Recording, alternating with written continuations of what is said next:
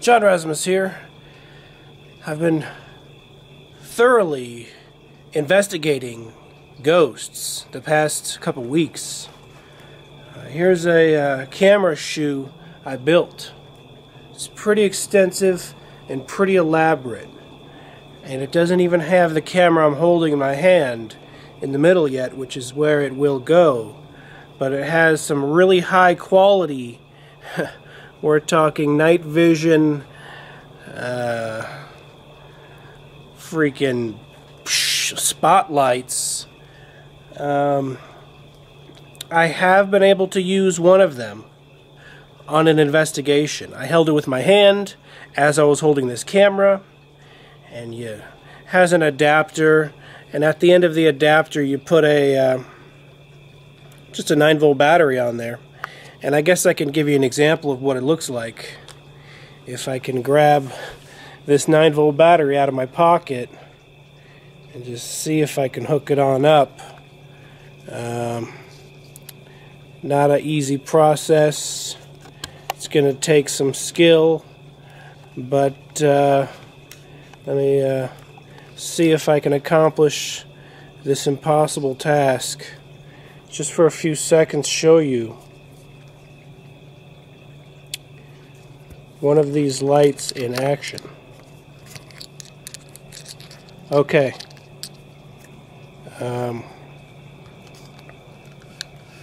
Here's the light in question. It's right here. Here's this light. I'm going to... Okay.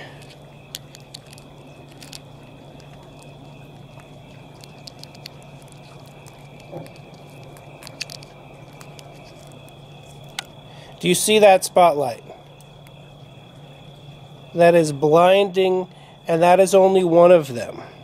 And then I let go of the 9-volt battery, and it turns off. I had one of these in my hand while I delicately tried to do a balancing act with a 9-volt battery, one of these security camera night vision spotlights. I built this from scratch on pieces I purchased on eBay, and it looks expensive, but it was actually pretty cheap, all the pieces from China. And it's the only night mission I've really been on, night investigation, and it was at a house built in the 1800s, I believe. It might be a little bit older than that, but I'm pretty sure it was 1800s. There's a plaque on the house dedicated in 1950. So it looks like the Parks Department dedicated the house in 1950, and it's been abandoned ever since.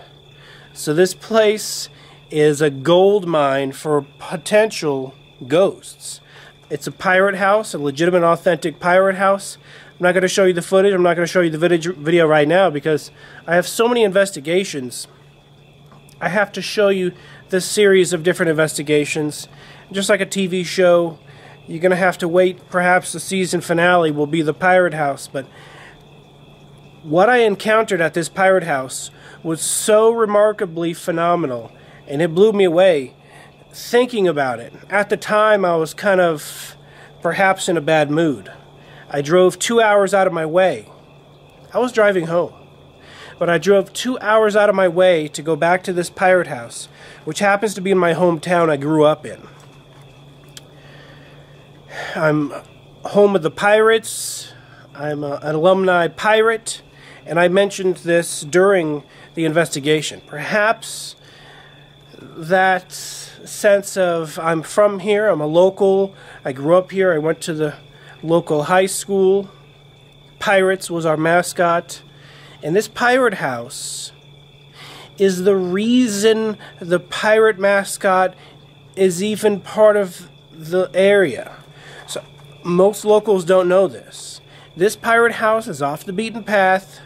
You have to walk through a little bit of forest, and I freaking hurt my foot, and it's still bruised really badly.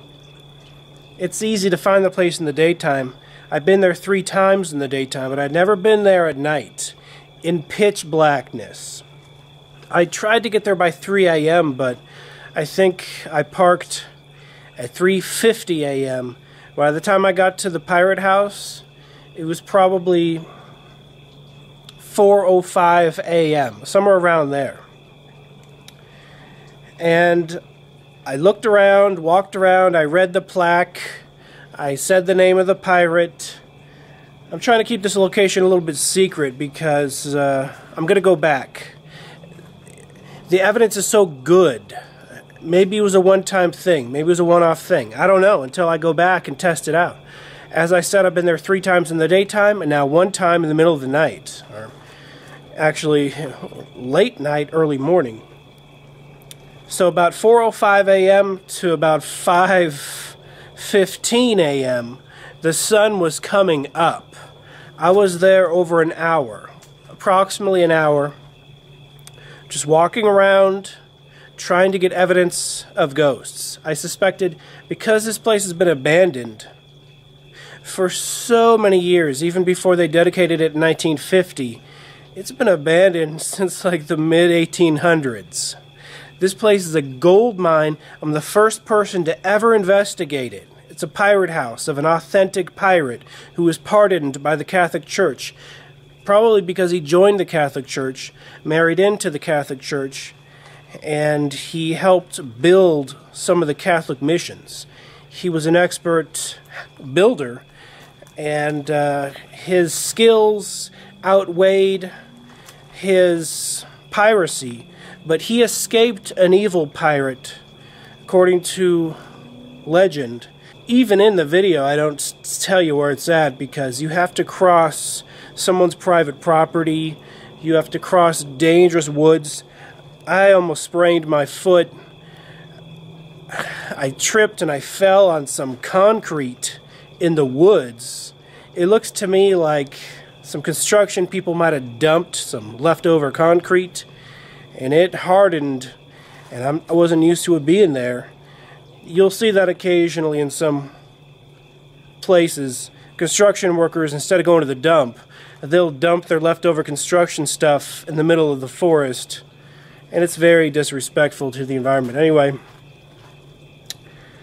this pirate house, I walked around probably for 45 minutes with nothing, not a peep. I gotta put this camera shoe down. It's a little bit heavy. Maybe I made it a little bit too heavy, but I wanted it to be extensive like the ones on the professional ghost hunting shows. But I'm going to have 3 cameras on that thing. It's going to be legit. I'm going to have 1 or 2 recorders on it. It's going to be the whole package. So next time something happens, I'll hopefully get all the evidence I can. Ghosts. I'll tell you one secret about ghosts. They act almost like animals when you're in night vision mode and you can't see anything. You're blind, or are you? You have this little screen on a night vision camera, and if you have one of these IR spotlights that can brighten up the area, but it's invisible to an animal. If you were to shine one of these IR spotlights into the eyes of a cat, the cat's not even going to see it. The cat's going to be like, it's not even going to react to it. Yet if you shine a regular flashlight in their face, they're going to notice. So the animals of the wild, there were owls out there in the woods,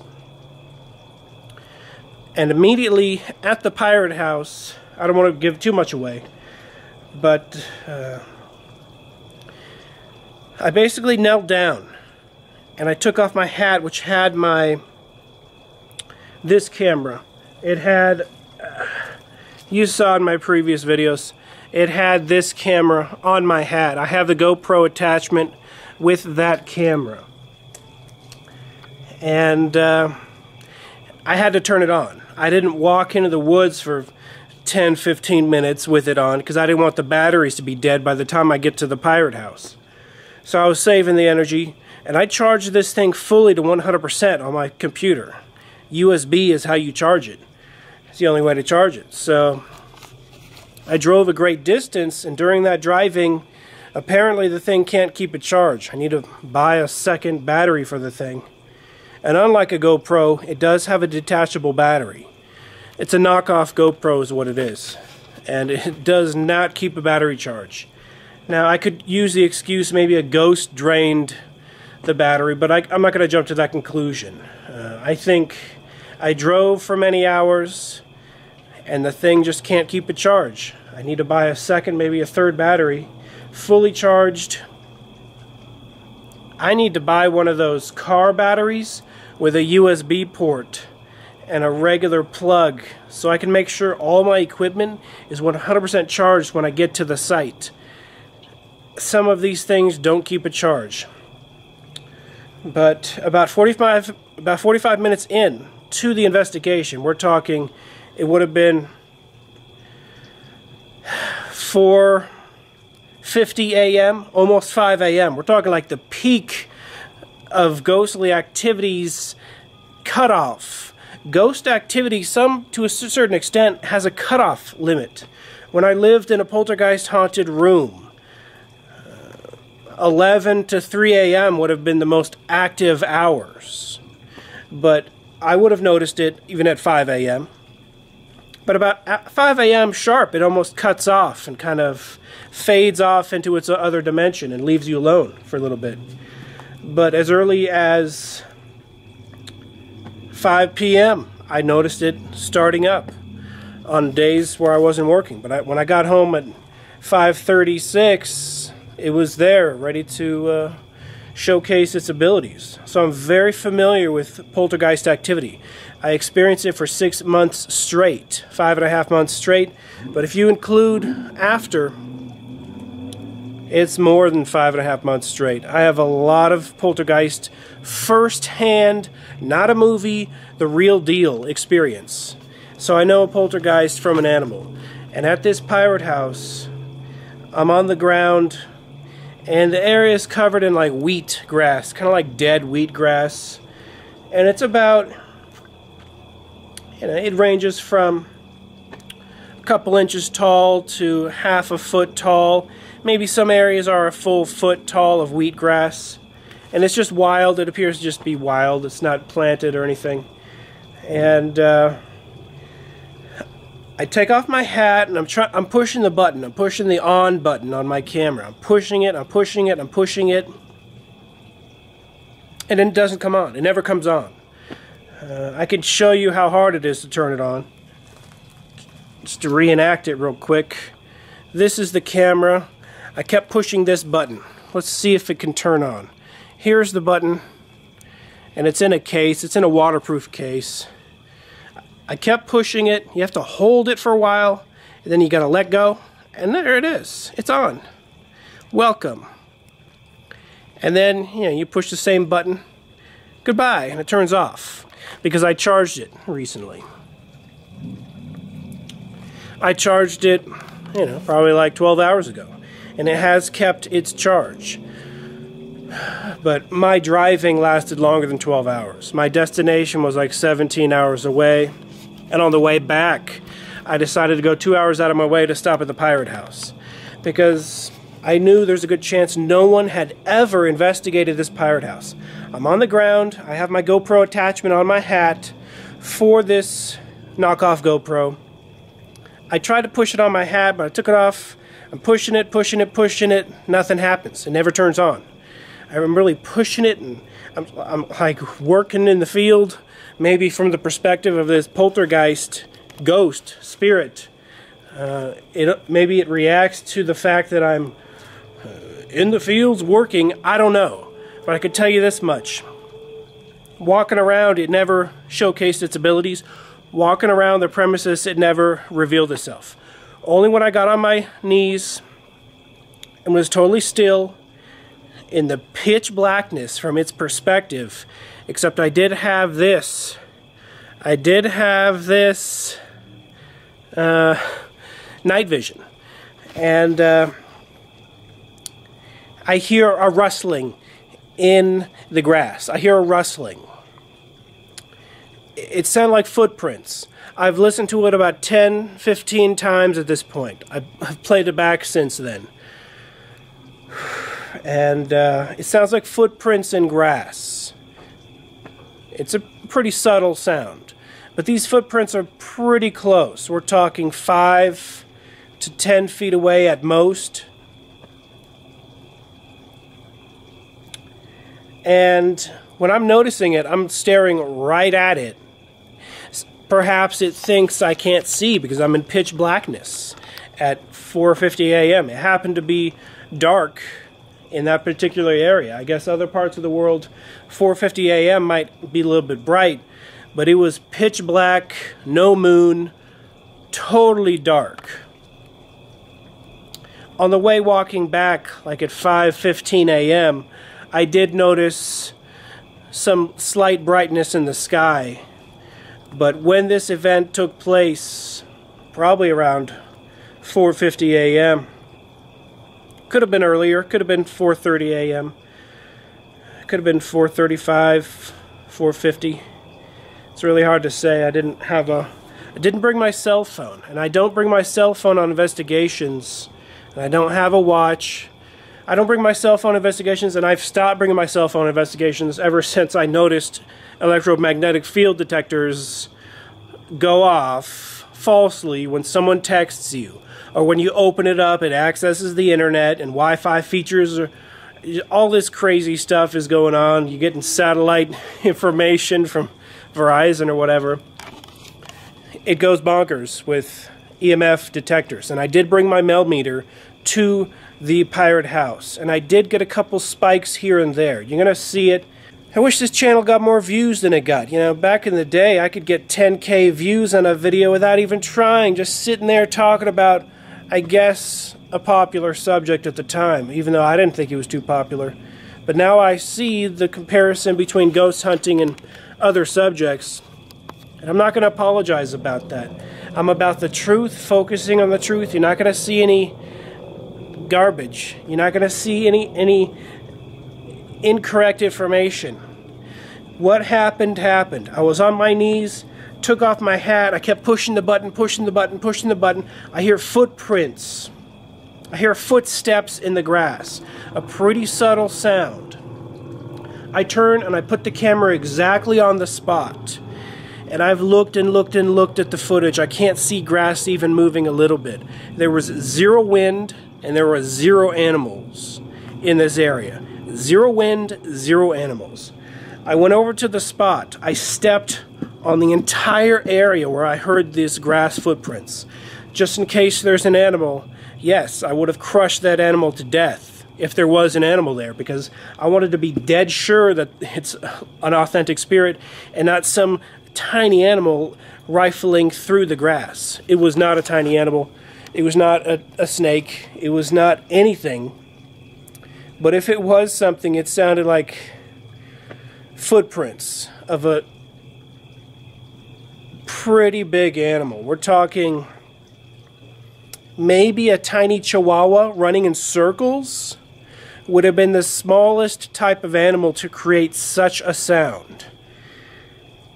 And when I noticed it, I'm looking at it. I'm looking dead at this entity, which probably thinks I'm blind. The entity starts really rustling the grass. We're talking almost seemingly purposefully, like as hard as it can, like the grass. All I had for audio was this very camera right here. It was the last investigation of many investigations, from a graveyard to a Burger King to James Dean site to, I checked out an old theater that had been demolished. I checked out a famous occultist's house because I was curious of this occultist, if he chose this house because of any type of EMF readings. So I took my bell meter everywhere and I just would try to get some scientific data. But I didn't experience anything like this poltergeist at this old house built in the 1800s in the middle of nowhere. The thing rustled the grass very loud, almost violently, almost trying to scare me. Maybe he was trying to show me something. After thinking and thinking and thinking, I'm like, it was either trying to scare me away, or perhaps because it was almost 5 a.m., its ability to do anything was decreasing to the point where I wouldn't be able to do it. Some of these entities are almost restricted within hour periods. This is a very occult thing. I've read about it. I don't know the facts. I don't think anyone knows the facts. But certain spirits are more powerful, apparently, according to certain occult texts, during certain days of the week, certain months of the year, certain hours of the day. I don't even know if that's true. Other than what I've experienced firsthand, the poltergeist in my room in Santa Maria, California, did diminish after 5 a.m. And it came back around 5 p.m. So its hours were 5 p.m. to 5 a.m. or around thereabouts. There could always be a half an hour discrepancy or whatever, but as far as this poltergeist of this pirate house, it's the first time I've ever experienced a poltergeist outside of my room in Santa Maria. I actually experienced it in another town, but to be honest, I don't want to give too much away. This site is almost sacred to me from the perspective of no ghost hunters have ever been there. From the perspective of perhaps I have lightning in a bottle if I can go back and reproduce this.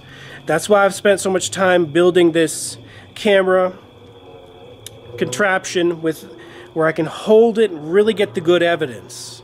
I'm doing this for the truth, to prove I'm not crazy as that sounds. When I filmed the poltergeist rustling the grass, I can't really see any grass moving. It's almost like it's moving grass underneath the grass. These things are calculated, and when I say things, that's a little demeaning. These intelligent entities are calculated. They're not things, they're people. They're invisible people from a higher dimension. And it felt the desire and the need to showcase its abilities and reveal itself to me right before I left. We're talking it happened. I filmed the location, but my immediate response was being rude. You gotta understand, I almost have shell shock from living in a poltergeist haunted room for 5.5 months, 6 months in Santa Maria, California back in the year 2011. And I almost have shell shock. When this entity, as I've said many times, the first 2 weeks I didn't notice anything of the 6 months living there. 5.5 months straight. The first month, it was very annoying, very scary, very freaky. Month 2, we're talking more than that. We're talking week 2. I got so used to it.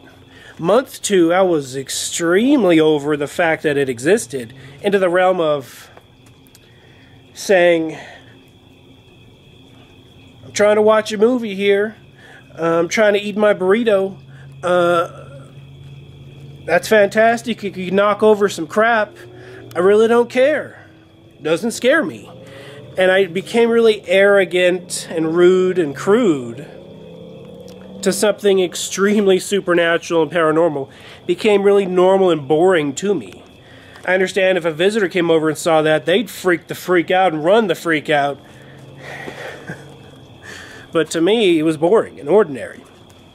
So the first time encountering a poltergeist entity outside of that environment, outside of 2011, although I have experienced it in my house, in my room, from time to time, it does come back, or a entity comes back. These things are so invisible, I could pretty much take a guess if it's the same one.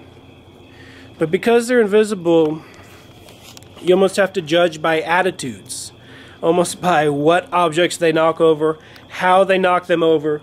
You have to discern by little tiny, minute things whether it's even the same entity. And I am very astounded by the fact that some people can say, "Oh, that's so-and-so. Oh, that's good old so-and-so." You don't know that. There could be 20 entities playing a game of musical chairs with you, and you think it's the same entity. So we don't know. I don't know. But you can discern, but they can also mimic each other. They can mimic past loved ones. But I can tell you this. The thing rustled the grass, and I did get it on audio. I'm going to try to look, see if I can see any actual movement of the grass, of the wheat grass. There was zero wind, but you can hear a violent rustling of grass. Now, you can't see because I didn't have a tripod. I didn't have a second camera going. I was trying to turn on a second camera, but the battery was dead. It was my full spectrum camera. Perhaps the entity didn't want me to turn on the full spectrum camera and wanted to scare me away. But I wasn't scared away. I was rude to the entity. Here was my response. This is what I said to the entity when it rustled the grass about 5 feet in front of me. I'm trying to turn it on. I hear footsteps. I turn the camera to it. I continue to try to turn on my full spectrum camera because it's really hard to, you have to push it. It's really, really hard to turn it on sometimes. I hear this rustling really violently, clearly trying to get my attention or scare me. And I turn to it exactly and I say, "Hey, hold on. I'm trying to turn on my camera." I basically said, "Hold your horses. I'm trying to get this second camera going." I can't remember my exact words. You will see the video when I play it for you. But I basically said, "Hold up. I'm trying to turn on this camera. I'm busy doing something." Because I'm so used to poltergeist activity that I wasn't scared by the thing at all. I was 0% scared. But at the same point, at the same time, I should have just held the camera on the spot. I should have just held it and let it do its thing and hopefully capture an entity. Hopefully capture rustling of grass. Maybe capture a footprint in the grass. I should have just held it until it leapt toward me. It seemed like it was coming towards me. Because I showed little to zero fear, it immediately died down. Now, I tried to capture this location again. I walked around the pirate house a couple more times. It's a pretty small house. It's easy to walk around it. And then I went back to the location and I said it wasn't an animal. It wasn't wind. I'm stepping on it. I step on it. I walk over to another part of the house and I hear the rustling again for a second time after I've already thoroughly stepped in the location. I think I walked up to the area again, tried to film something. I'll review the footage, I'll review the video, see if I got something. I don't think I got too much, but I did get audio. But from the perspective, you can't tell it's not me rustling, because you can't see me kneeling on the ground. All you can see is what the camera is pointed at. And I wish I had a tripod so you could see me dead silently still, trying to push the button of this thing while there's active footprints in the grass right in front of me. 5 feet to 10 feet in front of me. I wish I had a tripod set up. But even if I did, I probably wouldn't have it set up at the right moment. But I actually forgot to bring a tripod during my ghost hunting excursions. But it's alright. It's okay because I didn't need it until that moment. I wouldn't have had it set up at the right time. It's not a big deal. And I don't hunt ghosts. It's just for a keyword phrase for Google. so people can find the videos. I will occasionally put ghost hunting. And my new Instagram account is ghost.hunting. So follow me on Instagram. I will try to post some ghost hunting related stuff, but I am just a ghost investigator. I investigate these things. I don't hunt them. I'm not there to scare them. But that thing, I think, was trying to scare me. But there's a microscopic chance that it revealed itself to me after I said I'm a local and I grew up here and I'm home of the pirates. Maybe he was trying to show something to me because it rustled the grass in the same area twice. It's 1,000,000 to 1 shot, and I even joked about it on Twitter before I even went there. That if I asked the entity, hey, is there any buried gold around here? That's almost a cliche. Just because he was a pirate in his former life doesn't mean he had gold buried at his freaking house. It doesn't mean he had doubloons buried. But even if there's one single doubloon buried, what if that entity was trying to rustle the grass in the exact spot that that doubloon, if not a bag full of doubloons, is buried? And I can't take that chance. So it's one of the paranoid reasons why I'm not revealing the video. Also, ghost hunting reasons. It's not the slim chance of a doubloon being buried there. It's illegal to dig there, and I have no intention of digging there. But I probably will attempt to metal detect, only for curiosity's sake. The whole point is science, believe it or not, even though science rejects it, to see if I can recreate a scenario where a poltergeist reveals itself on camera. Maybe I can get the full spectrum on, and maybe actually get a visual of the shape of the entity. I don't know if we can get that lucky, but even recreating the footsteps in the grass would be an amazing, phenomenal victory of science. Hey, scientists, come on over to this 1800s house, hang out there for an hour, have a picnic, sit down at 5 a.m., 4 a.m., 3 a.m. Next time I go there, I'm going to show up at 12 a.m. because I thought 4:50 a.m. was way too late to get there. I just happened to be driving through town during that period of time. But I really would choose 12 a.m. I'd be there until sun up, or probably 12 a.m. to 5 a.m. now that I know that's a window. That correlates with this entity. I had no idea the place was haunted. I just trusted my gut instincts that it was. And it is. The EMF levels, they spiked a couple times. Nothing too intense, I don't think. I don't remember them being too bad. The REM pod feature on the millimeter never went off once. But that means the thing dodged my millimeter. It's really easy for an invisible person, an invisible man, if you will, to dodge a freaking walkie-talkie-like device in your hand. They have to walk through the thing, up to the thing, to disrupt the static field around the antenna, and they can easily do so. So, the fact that it actually revealed itself in the grass, I know for a fact he was a poltergeist and not an animal, not the wind, and that's pretty phenomenal. I could see the Ghost Adventures guys immediately booking a trip to take advantage of this area. And as much as I would be open to having any investigators do so, I still feel like I want to go back and get a little more data, get a little more evidence, and perhaps the title of the first person to ever investigate the place, which I believe I am on any ghost hunting level. I think the local kids know about the place, but not even all of them. It's a very secluded place. I think you have to walk through private property to get to it. It might have been an attraction in 1950 that's been forgotten, and the woods have overgrown and trees were all broken down, and it's if you don't know where it is, you can't see it. It's pretty invisible off the radar. The perfect ghost hunting location to go back to. I have no desire to disrupt the land or anything there. I wouldn't take a single rock or anything. I just want to film this poltergeist I had a recorder in my pocket, but I believe it was full. I think it was 100% full. By the end of the investigation, all my recorders were full.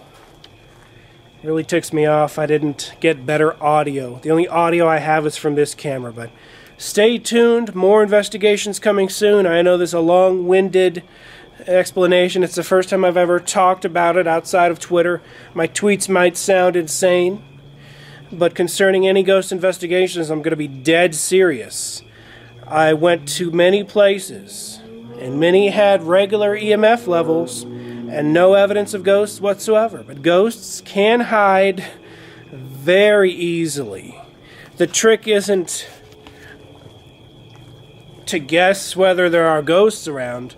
The trick is to be patient enough, I guess, and have a certain set of rules that you abide by that hopefully spirits will recognize, you recognize their existence. They almost have a mutual respect to the point where they will reveal themselves to you if you can follow these certain rules and guidelines. And it has nothing to do with any occult stuff. It's the most simplistic step is believing they exist. If you don't believe they exist, they're not going to reveal themselves to you. Until next time, I thank you for watching. This has been John Rasmus. I'm editing all of these investigations. I'm still listening for audio. I have probably 5 hours of audio to listen through, and I did fill up my recorders to see if I got any EVPs. As far as the Burger King, I maybe heard a couple EVPs, but there were so many employees behind the counter, it could have easily been a Burger King employee. And I didn't want to jump to the conclusion that a Burger King employee from the end of the building is a ghost. So I decided to throw all those voices out. Only if you're at a pirate house at 4 a.m. by yourself in the middle of nowhere should you be listening for EVPs. I really regret not having a higher quality recorder running at the time. So next time I go there to the pirate house, I'm going to have the works. I'm going to have this thing fully ready to go. I thank you for watching. This has been John Rasmus. Be seeing you.